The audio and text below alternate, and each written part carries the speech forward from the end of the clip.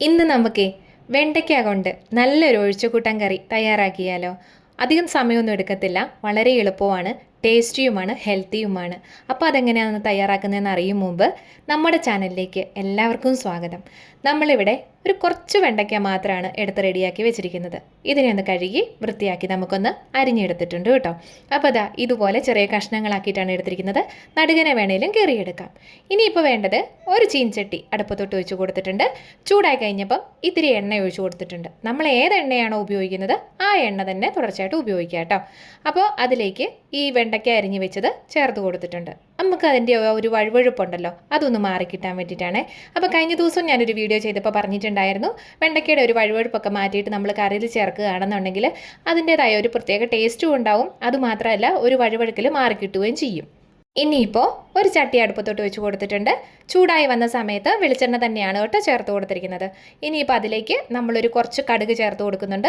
കടുക് പൊട്ടിയതിന് ശേഷം മാത്രം 1/2 ടീസ്പൂണോളം തന്നെ ചെറിയ ജീരകം കൂടെ ചേർത്ത് കൊടുക്കുന്നുണ്ട്. ജീരകമൊക്കെ നന്നായിട്ട് മൂത്ത് വന്നതിന് ശേഷം വറ്റൽ മുളകും കറിവേപ്പിലയും കൂടെ ചേർത്ത് കൊടുക്കുക. ശേഷം അതൊന്ന് അതിൻ്റെ ഒരു പച്ചമണം മാറുന്നപ്പോൾ ഒന്ന് ഇളക്കി കൊടുത്തു കൊടുക്കുക. 1-2 സെക്കൻഡ് അത്ര മാത്രമേ ഉള്ളൂ. ഇനി വേണ്ടത് സവോളയാണ്. 1-2 സവോള ചെറിയ കഷ്ണങ്ങളാക്കിയിട്ട് ഇതുപോലെ അരിഞ്ഞത് റെഡിയാക്കി എടുക്കുന്നുണ്ട്. ഞാനിവിടെ ഒരു സവോള മാത്രമാണ് എടുത്തിരിക്കുന്നത്. നിങ്ങൾക്ക് വേണമെന്നുണ്ടെങ്കിൽ 1-2 ഒക്കെ ചേർത്ത് കൊടുക്കാം. മാത്രമല്ല പച്ചമുളക് ചേർക്കേണ്ടവർക്ക് അതും ഈ കൂടെ തന്നെ ഉപയോഗിക്കാവുന്നതാണ്. പതിവ് പോലെ തന്നെ ഞാൻ ഇന്നും കറിക്ക് അധികം എരിവൊന്നും ഉപയോഗിച്ചിട്ടില്ല. പിന്നെ സവോള ഒന്ന് വഴന്നു വരാൻ ആവശ്യത്തിനുള്ള ഒരു നുള്ള് ഉപ്പും കൂടെ ചേർത്ത് കൊടുക്കുന്നുണ്ട്. ഉപ്പ് ചേർത്ത് കൊടുക്കുമ്പോൾ തന്നെ പെട്ടെന്ന് തന്നെ എൻ്റെ സവോളയെല്ലാം കൂടെ നല്ല രീതിയിലൊന്ന് വഴന്ന് കിട്ടും. അപ്പോൾ നമുക്കിത് നന്നായിട്ടൊന്ന് ഇളക്കി കൊടുത്തുകൊണ്ട് തന്നെ ഇരിക്കാം. ഒരുപാട് ബ്രൗൺ കളർ ആകേണ്ട കാര്യമൊന്നുമില്ല, ചെറിയൊരു കളറായിട്ട് മാറി വന്നേച്ചാലും മതിയാവും കേട്ടോ.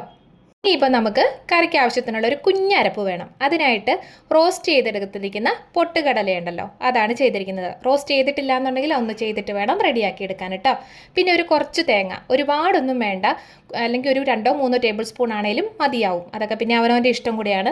അപ്പോൾ ഇത്തിരി വെള്ളവും കൂടെ ഒഴിച്ചിട്ട് നന്നായിട്ടൊന്ന് അരച്ചെടുത്തിട്ടുണ്ട്. ഇതുപോലെയാണ് അരച്ചെടുത്തിരിക്കുന്നത്. ഇനി നമ്മൾ വഴറ്റാനായിട്ട് മാറ്റി വെച്ചിരിക്കുന്ന സവോളയൊക്കെ ഒന്ന് നോക്കാം. കളറൊക്കെ ഒന്ന് മാറി റെഡിയായി വന്നിട്ടുണ്ട്. ഇനി അതിലേക്ക് ഇത്തിരി മസാലക്കൂട്ടുകൾ ചേർത്ത് കൊടുക്കാം. ആദ്യം നമ്മൾ ചേർത്ത് കൊടുത്തിരിക്കുന്നത് മഞ്ഞൾപ്പൊടിയും മുളക് പൊടിയുമാണ്. മുളക് പൊടി ഒന്നെങ്കിൽ കാശ്മീരി പൊടി എടുക്കാം, അതല്ലാന്നുണ്ടെങ്കിൽ നോർമലായിട്ടുള്ള പൊടി ചേർക്കാവുന്നതാണ്. 1/4 ടീസ്പൂൺ മഞ്ഞൾപ്പൊടിയാണ് ചേർത്ത് കൊടുത്തിരിക്കുന്നത്. മുളക് പൊടി ഞാൻ 1 ടീസ്പൂണാണ് ചേർത്ത് കൊടുത്തിരിക്കുന്നത്. കാശ്മീരി മുളക് പൊടിയാണ്. അപ്പോൾ എരിവ് അധികം ഉണ്ടാവത്തില്ലല്ലോ, കുട്ടികൾ കഴിക്കുന്ന കാരണമാണ്. ഞാൻ എല്ലാ വീഡിയോയിലും പറയാറുള്ളതാണ്. നിങ്ങൾക്ക് വേണമെന്നുണ്ടെങ്കിൽ സാധാ മുളക് പൊടി ഉപയോഗിക്കാവുന്നതാണ്. അങ്ങനെ നമ്മുടെ മുളക് പൊടിയൊക്കെ നന്നായിട്ടൊന്ന് മൂത്ത് വന്നിട്ടുണ്ട്. അപ്പോൾ ആ ഒരു മണമൊക്കെ സ്വാഭാവികമായിട്ട് നമുക്ക് കണ്ടാൽ തന്നെ മനസ്സിലാവും, മണം വരുമ്പോഴും അറിയാം.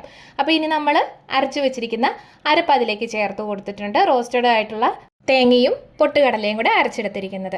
അപ്പോൾ അത് നന്നായിട്ടൊന്ന് ഇളക്കിയും കൂടെ കൊടുക്കണം. അതിനുശേഷം മിക്സിയുടെ ജാറ് കഴുകി ഒരു കുറച്ച് വെള്ളം കൂടെ ചേർത്തിട്ട് ഒന്നുകൂടെ ഒന്ന് നന്നായിട്ട് ഇളക്കി കൊടുത്തുകൊണ്ട് തന്നെ ഇരിക്കണം.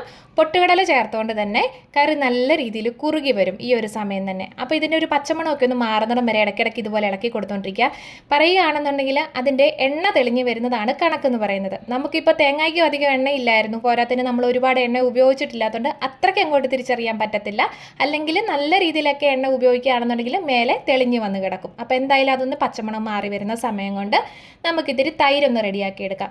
1/2 ലിറ്റർ തൈര് നമ്മളിവിടെ എടുത്തിട്ടുണ്ട്. കുറച്ച് ഉപ്പും കൂടെ ചേർത്ത് കൊടുത്തിട്ടുണ്ട് തൈരിന് ആവശ്യത്തിനുള്ള. അപ്പോൾ അതിൻ്റെ കട്ടകളെല്ലാം ഒന്ന് മാറ്റി ഒരു വിസ്ക് വെച്ചിട്ട് തന്നെ നല്ല രീതിയിലൊന്ന് ഉടച്ചെടുക്കണം. മിക്സിയുടെ ജാറിലേക്ക് ഇട്ടിട്ട് പെട്ടെന്ന് പണി തീർത്തൊന്നും എടുക്കരുത് കേട്ടോ. കാരണം വെച്ചിട്ടുണ്ടെങ്കിൽ മോര് പോലെയാവും. നമുക്ക് മോരല്ല വേണ്ടത്, അത്യാവശ്യം കട്ടിയുള്ള തൈര് പോലെ തന്നെയാണ് വേണ്ടത്. പിന്നെ ഞാൻ കുറച്ചുകൂടി വെള്ളം ചേർത്ത് കൊടുക്കുന്നുണ്ട്. കാരണം നമ്മൾ തേങ്ങ അരച്ച് ചേർത്തിരിക്കുന്നതുകൊണ്ട് തന്നെ കറി നല്ല രീതിയിൽ കുറുകി വരുമല്ലോ, അതുകൊണ്ടാണ്. അപ്പോൾ നമ്മുടെ ഈ അരപ്പെല്ലാം കൂടെ ചേർത്തതിന് ശേഷം നമ്മൾ ഇടയ്ക്കിടയ്ക്ക് ഇളക്കി കൊടുക്കുന്നുണ്ടായിരുന്നു. അപ്പോൾ അതിൽ ചേർത്തിരുന്ന വെള്ളമൊക്കെ ഏകദേശം ഒന്ന് വറ്റി നന്നായിട്ട് തന്നെ വന്നിട്ടുണ്ട്.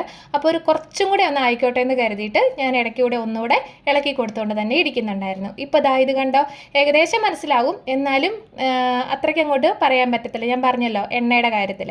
അരപ്പെല്ലാം കൂടെ എല്ലാം ഒന്ന് സെറ്റായി വന്ന സമയത്ത് സ്റ്റൗ അങ്ങോട്ട് ഓഫ് ചെയ്തിട്ടുണ്ട്.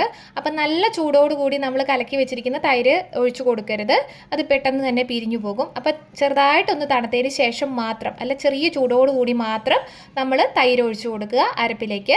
അതിലേക്ക് പിന്നെ നല്ല കുറുകിയാണ് ഇരിക്കുന്നതെന്നുണ്ടെങ്കിൽ ഇത്തിരി വെള്ളം കൂടെ ചേർത്ത് കൊടുക്കാം, കുഴപ്പമില്ല. എന്നാലും ഒരുപാട് ലൂസായി പോകരുത്. പൊട്ടുകടല ചേർത്തുകൊണ്ട് തന്നെ അത്യാവശ്യം കറി നല്ല രീതിയിൽ കുറുകി വരും. മൺചട്ടിയാണ് ഉപയോഗിക്കുന്നതെങ്കിലും നല്ല രീതിയിൽ ഇരുന്നങ്ങോട്ട് കുറുകി വരും. വരും. അപ്പോൾ ഇനി നമുക്കൊരു കാര്യം ചെയ്യാം. ലോ ടു മീഡിയം ഫ്ലെയിമിലിട്ടിട്ട് ഈ കറി നല്ല രീതിയിലൊന്ന് ചൂടാക്കി തന്നെ എടുക്കണം.